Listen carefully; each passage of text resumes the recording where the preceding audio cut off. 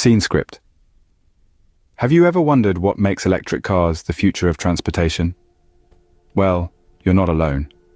Electric cars are rapidly becoming the talk of the town, and for good reason. They represent a significant shift in the way we think about transportation, moving us away from the traditional gasoline-powered vehicles that have been the norm for over a century. Electric cars are on the rise, and they're here to stay. They're sleek, they're silent, and they're incredibly efficient. But it's not just about the cool factor. Electric cars offer a plethora of benefits, from environmental to economic. They produce zero tailpipe emissions, reducing our carbon footprint and contributing to cleaner air. Moreover, they're cost-effective. With fewer moving parts than their gasoline counterparts, electric cars require less maintenance, saving you money in the long run.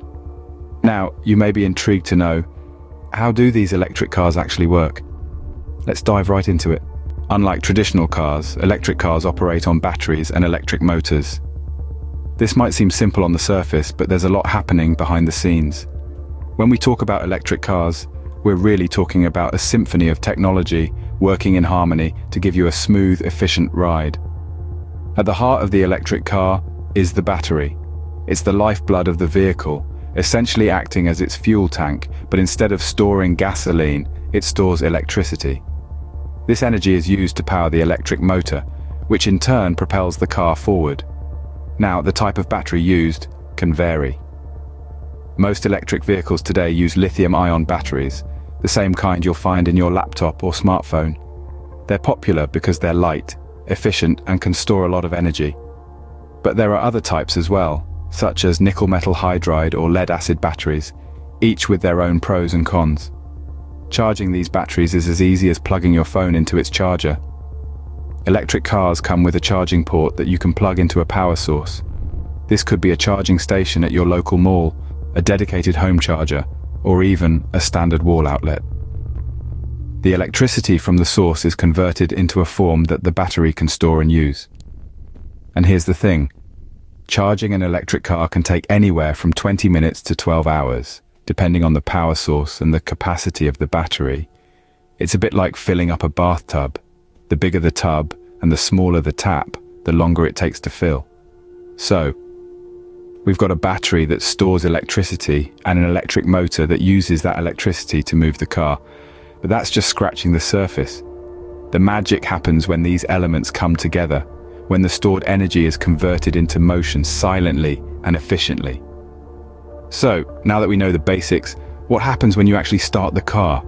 Let's find out in the next scene, shall we? The heart of an electric car is its motor. This statement is as true as it is simple. The electric motor is the powerhouse that drives these modern marvels of technology forward. But how exactly does it work? Let's delve into the fascinating world of electric car motors. The electric motor in an electric car operates on a simple yet ingenious principle. It converts electric energy, stored in the car's battery, into mechanical energy that propels the car forward. This conversion is made possible through the magic of electromagnetism. When electric current from the battery flows into the motor, it creates a magnetic field around the motor's windings.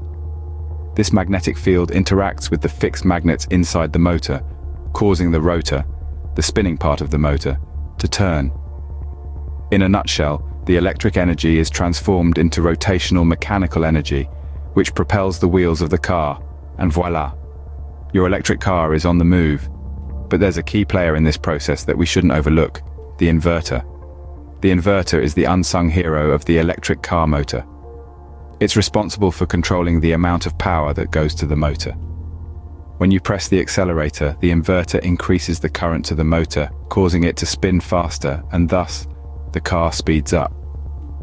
Conversely, when you take your foot off the accelerator, the inverter reduces the current, slowing the motor and the car down. The beauty of this system is in its simplicity and efficiency. Unlike internal combustion engines, electric motors have only one moving part: the rotor. This eliminates the need for complex and maintenance-heavy parts, making electric cars more reliable and cheaper to maintain. So there you have it. The electric motor in an electric car is a marvel of modern engineering.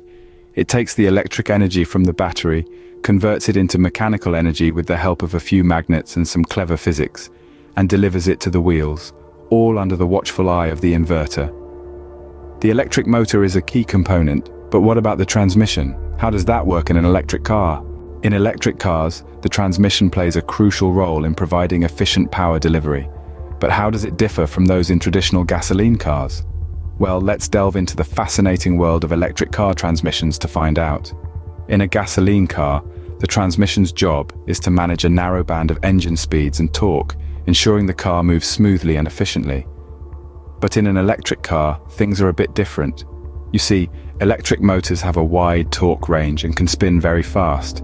This means they don't need a multi-speed gearbox like their gasoline counterparts. Instead, most electric vehicles use a single-speed transmission. This one-gear approach is possible because electric motors generate 100% of their torque at very low speeds, even at standstill. This is why electric cars have such rapid acceleration from a stop. They can maintain this power over a wide range of speeds, making multiple gears unnecessary. The single-speed transmission is simpler, lighter, and requires less maintenance than a conventional multi-gear transmission. It's a win-win situation. The car is more efficient and owners have fewer components to worry about. Moreover, the absence of a conventional gearbox means electric cars offer a smoother driving experience. There's no gear shifting sensation, just a linear acceleration curve. But it's not just about simplicity and comfort. The single-speed transmission also plays a part in regenerative braking, a feature unique to electric cars. When you lift your foot off the accelerator, the electric motor switches roles and becomes a generator. The car's motion turns the motor, which generates electricity and feeds it back into the battery.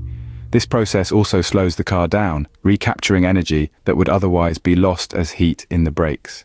So we've seen how the motor and transmission work, but what about the other components of an electric car? Let's continue our journey into the intricate workings of these innovative machines. Scene script. Electric cars are a complex system of various efficient and innovative components. As we delve further into the inner workings of electric cars, we can't overlook the significance of other critical components like the charging system, regenerative braking system, and the thermal management system. Each of these parts plays a pivotal role in ensuring the smooth running of the electric car. Let's start with the charging system. The charging system is the lifeblood of an electric car. It allows us to replenish the energy stored in the battery, which in turn powers the motor.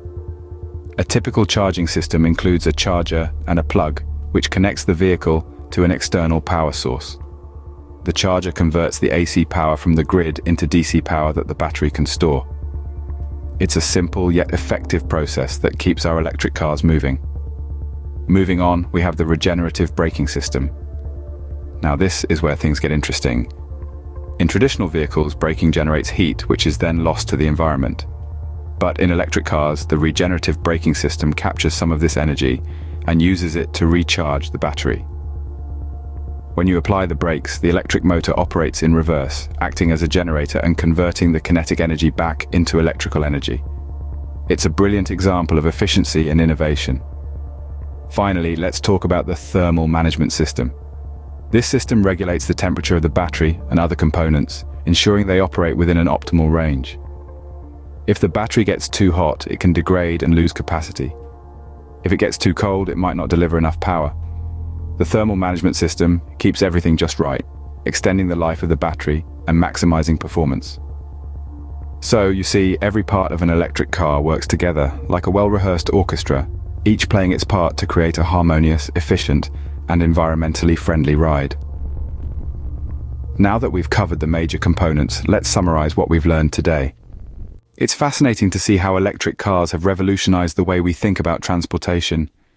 We've journeyed through the intricate workings of these marvels of technology, unraveling the mysteries within.